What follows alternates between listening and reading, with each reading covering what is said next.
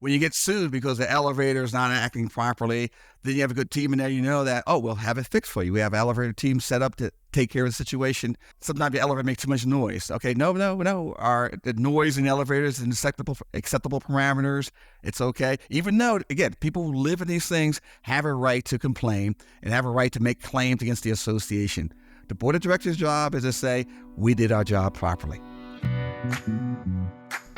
HOA Insights, common sense for common areas, exists to help all 2 million volunteer board members nationwide have the right information at the right time to make the right decisions for their future. This podcast is sponsored by 4 companies that care about board members: Association Insights and Marketplace, Association Reserves, Community Financials, and Kevin Davis Insurance Services. You'll find links to their websites and social media in the show notes. Hi, I'm Robert Nordlund of Association Reserves. And I'm Kevin Davis of Kevin Davis Insurance Services. And this is HOA Insights, where we promote common sense for common areas. Welcome to episode 27, where we'll be speaking with insurance expert and regular co-host Kevin Davis on the top reasons boards are being sued nowadays. You need to know what's going on in order to minimize your exposure. Well, in case you haven't had a chance to listen, I want to encourage everyone to check out our last episode, number 26, which was another one of our popular Board Hero episodes. If you missed any other prior episodes, take a moment after listening today to subscribe to this podcast on any of the most popular podcast platforms. You can also listen directly from our podcast website, hoainsights.org, or watch on our YouTube channel. And if you have a hot topic, crazy story, or a question you'd like to have us address, you can contact us at 805-203-3130 or email us at podcast@reservestudy.com. So Kevin, I thought we could start today's program with an audience question, and this one is from George in Jacksonville. Things are going well at our association except for regular threats of lawsuits from one particular owner, unpredictable owner. What can we do? Wow, that is the one call I get most of the times. Understand that boards of directors will get sued. They'll get sued. No matter what kind of job they do, they could be the best board of directors out there, enforcing the documents, collecting assessments, maintaining that common area, but they can be sued. And we talk about suit or claims against board members of community association. We can kind of divide them into 5 categories. Okay. The first category is breach of fiduciary duty. Okay.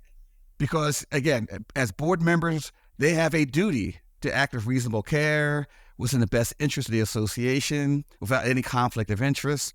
That's their job.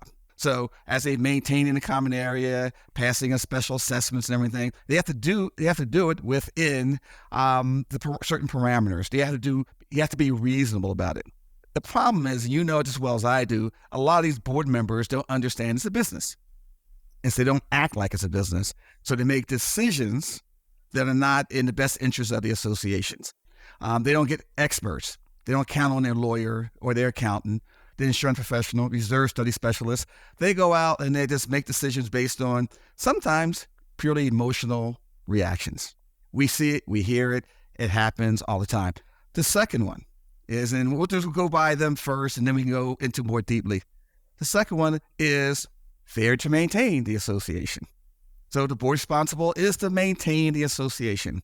So when they're not maintaining, when the roofers are leaking, the pole has been repaired, the fences have been taken care of, we had a situation where they had ponds out there, where they had maintained the ponds and they dredged the ponds up. Failure to maintain the association is number 2. The third one is selective enforcement of the documents. Ouch. Yeah. Yes. Where they look and say, okay, you've been parking your car in the wrong spot for all these many weeks. We're going to tow your car away. But the person who's on the other end that we enjoy, we like going to their house all the time, we let them sit in parking. We let them park wherever they want to park. The fourth reason, financial matters. And I'm not talking about theft or embezzlement. That's part of it, but more about collections. Collections, that becomes a big issue right now. When do you collect? How do you collect? Are you collecting from people who should collect from? Mismanagement of funds, and the following. The last one is reputational damage. This is a big one. How dare you mistreat me this way? You're interrupting my standing in the community. Those are your 5. If you're going to get sued, it's going to be either one of those, 2 of those, or guess what's even possible to be sued for 5 of all 5 of them. I'm a baseball fan, so it could be a single, a double, a triple, or it could be a grand slam home run. Slam. Touch all the bases, take them all in. Oh, gee, Kevin, I have enough years in this industry that I'm thinking all the minefields that the board members have, the fiduciary duty that is their responsibility to take care of the common areas. And then there's the specific money things, the collections. I think of elections. I think of online meetings versus in-person meetings. And I was going to say a perceived slight. How come she welcomed everyone by name, but they didn't welcome me? Yeah. Reputational harm. Reputational harm, or whether it's true or untrue. So you led out with that. I want to follow up on that. Even if you're the best board, even if you've done your best intentions, and let's say you've had good training, you say you have a great manager at your side, guiding you, correcting you, filling you with the right information. That doesn't prevent you from a perceived harm, a perceived slight, and again, a lawsuit. And a perfect example is that if you did the best job you possible, that somebody will come to you and say, what authority you have to tell me I can't park my car or have a pet? I can't go swimming at 3 o'clock in the morning. What gives you that authority? And that's where most of your lawsuits come from. I'm challenging the board's authority. Who are you to tell me this thing? What gave you the authority? And that's where the big issue comes when you talk about breach of fiduciary duty. Who has the authority? Where did the authority come from? And we know it comes from the governing documents. We come to the state laws. We know it comes from all different kind of places, but those rules are constantly being challenged. And that's the one thing we talk about, breach of fiduciary duty. Where do you get the authority to tell me I can't do it, even though you're doing the most perfect job? Is that a little bit of the incivility in society that we see? Yes, because I don't believe, even though it's in the documents that you can't do certain things and you sign off the documents, I'm challenging those documents because I don't think you have the ability, you don't have the knowledge, you have the training, you don't have it to be able to say that we shouldn't do it. And you're doing it not because it's the rules, but because I've been discriminated against. I'm being just harassed. You're harassing me with these stupid rules of yours. These rules are, inconsequential. Don't you realize that right now we're going through a lot of financial issues right now, and you're forcing me to deal with more things I can't handle. So, yes, that's the issue right now. I'm thinking about, again, the perceived slight or even the bully. You could have the bully on the board, or you could have the bully in unit number 13 who says, let me challenge him. Let me just push back. I'm 60 days late on my assessments, yes. Yeah. And I really don't give a rip about what my dog does in the common area. Let's see if they have the nerve to make a stink about it. I'm challenging you, board members, because here I am in unit number 16, all right, and you're upset with me. My dog's barking because I have I bought a COVID pet, and my dog's barking 2 o'clock in the afternoon, and I'm there. So I'm challenging you because you don't have the authority to tell me I can't have a dog at 6 o'clock. So it's a breach of fiduciary duty, and you're selectively enforcing it on me. My dog is barking, but guess what? I hear other dogs bark at 2 o'clock. When I come home at 4 o'clock, there's dogs barking. So you're selectively enforcing on me, and it's reputational harm because you're doing it because I happen to be a protected class. Yes. And I was working at home. It was all fine. And now I'm back in the office 2 days a week. So it's only 2 days a week. Why are you making such a big deal about this? You can excuses and things like that. And I'm clenching my fist just because I'm starting to feel tense just talking about these kinds of things. But we're talking about conflict. You started out again. I'm probably going to come back to this a few times. You can be doing all the right things and still be subject of a lawsuit. What about the chemistry, the character of the association? Can you do something to make it a more inviting association? So even for the bullies in unit number 13 or number 16, is there something you can do to soften that up? So it may not be a rule thing, it may not be a fiduciary thing, it may not be a reputation type thing, but can you at least make it a friendlier place so there's not so much tension and conflict? Is that measurable or reasonable? Well, it is. And I tell you, it's so important to be able to communicate properly. So when you communicate properly, you can be sued for a breach of fiduciary duty because you're not notifying them or because I don't agree. But by communication, you're not talking about damages. You're not saying that I lost $100,000 or my unit value has lost $100,000 or I can't sell anybody because it's a horrible place to live. What we're talking about here is damages. If you have a well-run community association, if you're talking about, I've been sued for breach of fiduciary duty because I failed to maintain, some of the hedges. Okay. Well, guess what? You're right. Let me maintain the hedges right now. Let me get on it right now. Guess what? There's a claim against me.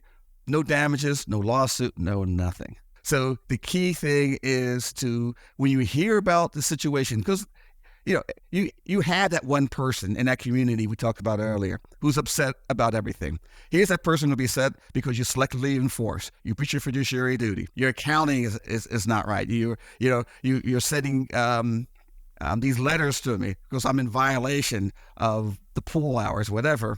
But if you communicate, guess what happened to that one person? You give them the attention that they need and no lawsuit. Because once that lawsuit is filed, guess what's going to happen? That lawyer on the other end wants damages. He wants to be repaid. So once that happens, somebody has to pay. There has to be damages. So our goal here and today is to talk about how do we eliminate the damage part of it. So when there are lawsuits for breach of fiduciary duty, we can go in there and say, we understand and let's work together to solve the problem. I think that one word that you said was communication. And that seems like that can be the needle that pops the balloon that all of a sudden can reduce or eliminate tension, that can, your words, give them the attention that they need, show them that they matter, that the board cares about them, the board hears them. Is it as simple as that? Such a key issue? And this is why I love talking to you about these things when we talk, because the answer to all these questions are pretty simple answers. I said there are 5 different things you're going to get sued for. Those 5 things can be hundreds of thousands of dollars at the end of the day. Okay? Just something as simple as there's too much noise. Your kids are making too much noise outside. Well, who are you to tell me there's too much noise or not? So you have to hire somebody to come in and test the decibel levels to see if the noises are loud or high they are. You got to do all these different things to figure out what's going on there. And all of a sudden, it's $20,000, $30,000, $40,000 later. You go, okay, the noise is in acceptable levels. Well, I don't feel they're acceptable levels, but there are. Okay, so the case is closed. We spent $50,000 defending it. No damages at all because the board did their job. Yeah, the board did their job. Tension. There's tension in there. There's consequences. And those people are still upset who live there because the kids are still making noises, even though everybody says they're within the boundaries. You have a tot lot out there. The kids are supposed to make noise out there, You agreed to the tot lot out there anyway because you wanted a tot lot for the association. So now all of a sudden, because you hear kids out there, there's noise. But the key thing here is that we have to make sure that their communication is there so we can just lessen the temperature. That's what we want to do, is lower the temperature. I'm thinking back when I bought my condominium association, my entire focus was, can I afford it? And this is my first home purchase, and it was just an incredible process, getting approved for the loan, getting all my tax statements together. And I remember going to in California, the escrow office to sign all the papers, and they gave me this big stack of documents. And they basically said, just sign here that you've read all these documents and we'll give you the keys. And I was thinking, there's no way I can read all these documents and understand what I'm agreeing to. And I bet that's the situation of most community association homeowners, that they haven't really appreciated what they got themselves into. And it may, on a sunny day when they took a tour of the unit, the vista out the living room window is a open grassy area, and like you said, a tot lot, and say, oh, what a peaceful place to live, until someone's kids come home from school and they play there noisy. And it could be wonderful kid noises, but if you're trying to take a nap Boy, that could be incredibly annoying. Or it's 2 o'clock in the afternoon and I get to work. Where 5 years ago when you bought the place, you weren't home at 2 o'clock in the afternoon where the kids were out there playing. Now you're there, you have to work, and it creates the problem. Yeah. Okay. Is there a simple solution where there are some people that, I don't know if I'm treading on dangerous ground here, but some people that just need to appreciate that they're not well suited for community association life? And that's the issue is that, first of all, they don't read the documents. And you hit the nail on the head when you have all those documents you see and you sign all the escrow papers and you have it. And then all of a sudden you're giving the rules of the association, right? And the last thing you do is read it. And you find out the hard way when you park your car, you have your pet, or, the things that you shouldn't be doing, or you're at the gym at the wrong hours. And so what do you mean it's closed right now? Well, didn't you read the documents? Well, I read them, but I don't think they're unfair. They're unfair. I have a doctor's note that says I need to have therapy at 5 o'clock in the morning, and you're not allowing me, so you breached your fiduciary duty. Or you're selectively enforcing the documents against me because nobody else has a problem that I have. So you're selecting me as it. And now there's reputational damage done. And we talk about reputational damage, now all of a sudden I'm talking about dollars. I want money from you. I'm talking about libel, slander, defamation, all that stuff. Now I'm the happy guy because I get to go to the lottery right now and I can get millions of dollars from you because I've been reputationally harmed. My standing community is no longer what it used to be. Kevin, okay. You're talking about something that is surprising me. I'm a business owner. You're a business owner. And if someone steals from my company, that's a measurable number. But you and I have been in our community association industry for a long time. We have reputations, good reputations. And how do you put a reputation on someone being offended because it wasn't their dog that pooped on the grass, it was someone else's dog? Is that $5,000? And how does that really solve anything? Because you have had a fight, and does $5,000 or $10,000 make you feel any better? Or am I just not appreciating what we're talking about here? Well, we're talking about a new area here. You're talking about things like libel and slander. So now all of a sudden I'm the president of the association, and I'm labeled 5 people. I told 5 people out in the association that hasn't paid their assessments. They haven't paid their assessments in 6 months right now. And then it's in the documents, or it's inside some newsletter or something like that. So now all of a sudden this person has been harmed. There's harm out there. Wait. They wrote their names in a public place? Well, they didn't write their names in a public place, but they say there's 5 members out there who haven't paid. And all of a sudden, those 5 people will say, it's about me. I know they're talking about me. How dare they talk about me? It's like you said earlier, it's perceived. Okay. It's perceived wrong. We're talking about perceived wrong more so than actual wrong. It's perception. Now, you do have situations where, and we've seen situations where, there's... in the collections area, there's violation of bankruptcy laws. Because once you file bankruptcy, you can't put anything in there saying they owe any money. They have a right to privacy. Well, a lot of boards don't understand that. They have right to privacy, and they will say that person's still late or they're still in back, and all of a sudden that creates a violation right there. That we start to see a lot more because, again, these board of directors don't know bankruptcy law. They don't know law. They don't go to their attorney to find out, can we do this or can we not do it? And it goes back to one of the issues we talked about, getting experts out there to get their opinion before you make decisions. That's what I was about to say. You talked about consulting your attorney, because board members are board members. I was a board member. Kevin, you were a board member, right? Yes, I was a board member of my condo. Okay. And you realize you're making decisions about an entire spectrum of subjects. And you don't know, you're not the expert on landscaping, you're not the expert on collections.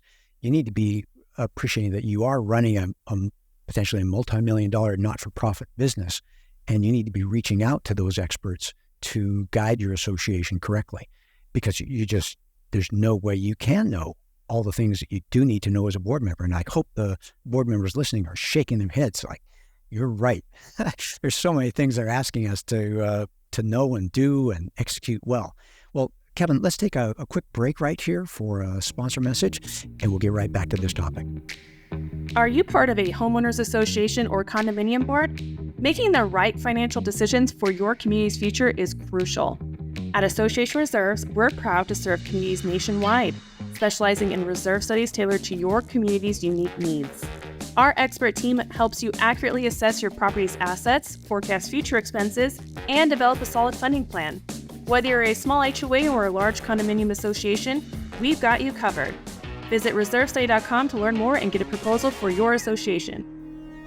And we're back. Well, Kevin, I wanted to follow up on some of those ideas, the perceived wrongs. You can do everything right and still get into trouble on this area. And it can be a minor issue, a minor lawsuit. It can be a big-time lawsuit where you've made something incredibly uncomfortable for someone to reside there or rent their home there, and then they perceive loss of home value and loss of enjoyment. That can get into big deals. So are there some simple keys that we can communicate to the audience to try to minimize the tension here and minimize the exposure? We talked about communication. Communication is great, except for communication without the knowledge hurts you. And I think that's one of the problems. You have to have communication with knowledge. And if you don't have knowledge, hire the professional who has the knowledge. A professional manager, a lawyer, accountant. These people you're going to rely on, because if you are sued for breach of fiduciary duty and you relied on them for advice, you're going to bring them sitting right next to you and say, guess what? He's the one that told me it's okay to tow the car away. He's the one that told me I can have a special assessment or I need a special assessment. So what you want to do is have communication with knowledge, to me, is the key. What about behaviors? We spoke a moment ago about bullying, and that could be the bullying by the unit owner, or it could be the bullying by the board of directors. How do you diffuse that? How do you, as a board member, tactfully tell one of your fellow board members to, back it down, tone it down, because they are they're making things uncomfortable? The key to that is somebody has to do it. What happens is you wait for the other board members to say something and nobody says something. So that bully gets more and more power until somebody stands up and say, hey, tone it down a little bit. Our association doesn't operate this way. This is more of a peaceful association. We've been peaceful for a number of years. We all know that every association has that one person in there, that has that guy that just disrupt every meeting. And sometimes they just want to be heard. And sometimes you got to listen to them, say, thank you very much. We'll take it under advisement. But if it's a board member doing it, it's more challenging because they're the ones that have the authority. Unit owners, just listen to them, give them a day in court, let them be heard. And sometimes you can diffuse the situation. The key, though, is that you have to be doing your job the right way. If you do your job the right way, if you're doing it what's in the best interest of the association, you may be sued, but you don't care because it's $5,000, $10,000. A defense cost only, no damages. You want to stay away from damages, and damages occur when you did not act in the best interest of the association. You acted in your own self-interest. You didn't care. You didn't use that reasonable care. You didn't care. That's when your damages come into play. That's when all of a sudden you look at is $250,000 in damages because you defamed somebody. You either liable or slander somebody. You mistreated somebody. Defamation is that key word there. You defame somebody as a result of defamation. Now all of a sudden there are damages. That is the key part of it. Defamation leads to damages. And another thing you said was doing your job. So doing your job, period, technically, but also doing it the right way. So gathering the information so you know what you're talking about, so you have an expert, firm ground to stand on, and also doing it, can we say, with a smile on your face, and doing it openly, having the open board meetings and say, thank you, Mr. Smith. And I think of our government legislators, people who say, and now we'll cede the floor to the right honorable, da-da-da-da-da. And that behind closed doors, they hate each other. Yeah. But it's civil and respectful, and they give each other the time of day. They treat each other fairly, cordially, and that can, civil discourse, treating each other well, politely, respectfully, that can go so far, I would imagine. And again, we talked about breach of fiduciary duty is reasonable care. That is the standard. You got to be reasonable. You have to care. Reasonable care is one of the things they look for. Reasonable care without conflict of interest in the best interest association. You act in good faith. Those are all the things you have to do. If you do those things, guess what's going to happen? Yes, you can be named in a lawsuit, but guess what? You're going to say, listen, I use reasonable care. I acted in good faith. I used judgment and in the best interest of the association. So, can we shut this thing down? Can we close off on it? And that's the key. That's what you want to do.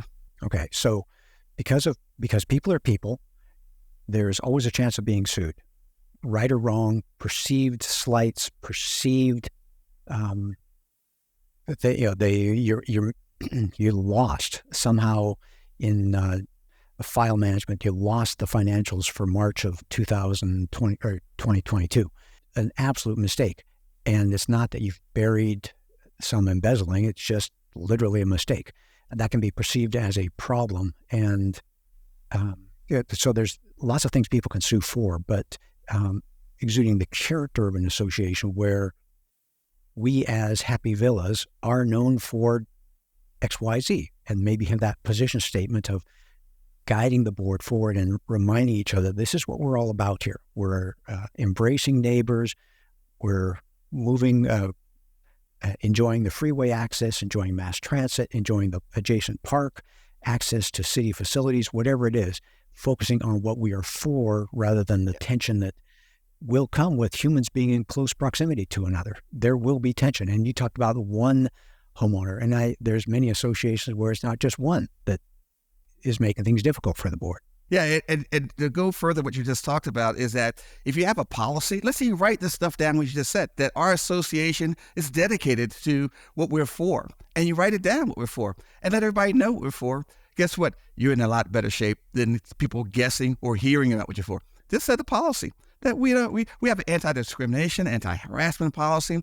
We treat people as human beings, and just have a policy for it. Just write it out and let everybody know, because now all of a sudden you'll let everybody know, what, this is our policy. Remember, this is our policy that we treat people reasonably. We treat people with care. This is our job. If we do that, guess what happened? And you refer to it. Exactly. You refer to it. You go back to it. Yeah. And with those missing financial statements for that 1 month, well, that's when we transition management companies. Yes. Yeah. We made a mistake. And guess what? We'll let everybody know that the mistake was made. We corrected it. And guess what? We're taking care of it. Yeah. And okay, good. And go back to the policy. This is our policy. Remember, this is who we are as an association. Right. Okay. Are there types of associations that have more exposure? I would imagine larger associations with more people, more exposure, but high-rise versus mid-rise versus townhomes versus planned developments, are there special Sure. nuances? Yeah. I mean, planned developments, the problem there is enforcing the rules. Because when you live in the planned development, you have your own home, and you believe you can do whatever you want to do. I want to have a new fence. I want to paint my house a different color. I want to have a deck. I want to do all these different things. And guess what? No, you're not allowed. Where you live in a high rise or you live in a condo, you have rules. You have the rules to obey, and people understand their rules. You have to pick your dog up and carry them through. You can't walk your dog through. There's certain things you have to do, and you live with them or you don't. You get mad at them. But if you live in a homeowner association, you don't want to obey any rule. You don't care about any rules. I remember back then when I had to roll away basketball courts. They roll them out there in the front yard, shoot baskets, leave them out there all night long. The association had to enforce it. Said, no, you can't leave them out there. Who are you to tell me I can't? Homeowner association has a problem with rules. They just don't like the rules. Yeah. And there will be problems because you will have someone that they left their basketball goal out one night and there wasn't a board member who saw it, wasn't documented. And yeah, there was an exception. But the policy is this. It's not a matter of catching. This is not a militaristic or punishment type of place, but if you can point to a rule that says we are here for the peaceful enjoyment of our community, and it's not perfect. Well, we as the enforcers are imperfect, but we are guiding towards peaceful enjoyment, and that means these loud noises after 10 o'clock. That's not what we're all about.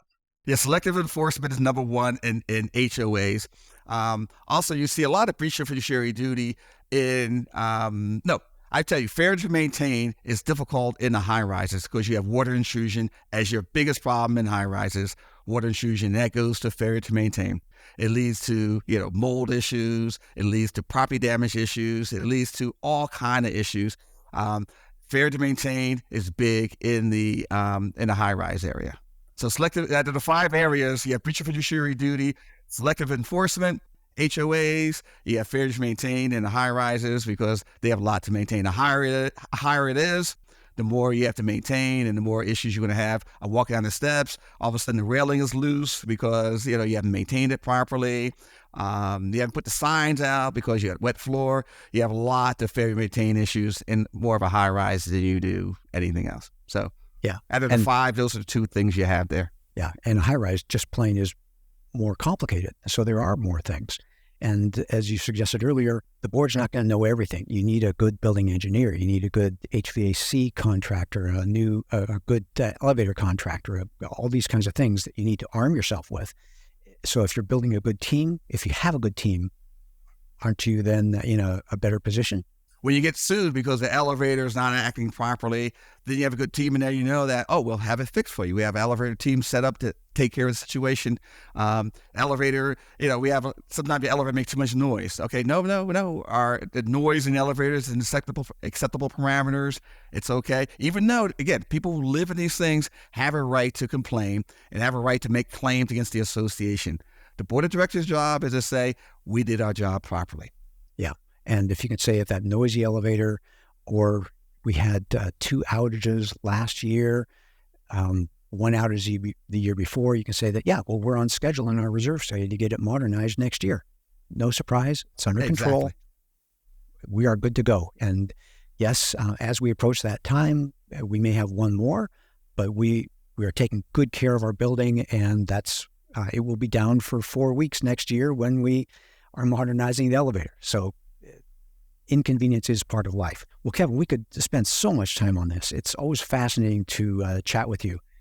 And we hope you learned some HOA insights from our discussion today that helps you bring common sense to your common areas. We look forward to having you join us for another great episode next week. You've been listening to HOA Insights, common sense for common areas.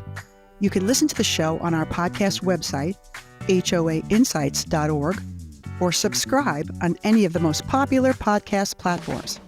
You can also watch the show on our YouTube channel. Check the show notes for helpful links. If you like the show and want to support the work we do, you can do so in a number of ways. The most important thing you can do is to engage in the conversation. Email your questions or voice memos to podcast@reservestudy.com or leave us a voicemail at 805-203-3130. If you gain any insights from the show, please do us a huge favor by sharing the show with other board members you know. You can also support us by supporting the brands that sponsor this program. Please remember that the views and opinions expressed by the podcast do not constitute legal advice. You'll want to consult your own legal counsel before making any important decisions. Finally, this podcast was expertly mixed and mastered by Stokelight Video and Marketing. With Stokelight on your team, you'll reach more customers with marketing expertise that inspires action.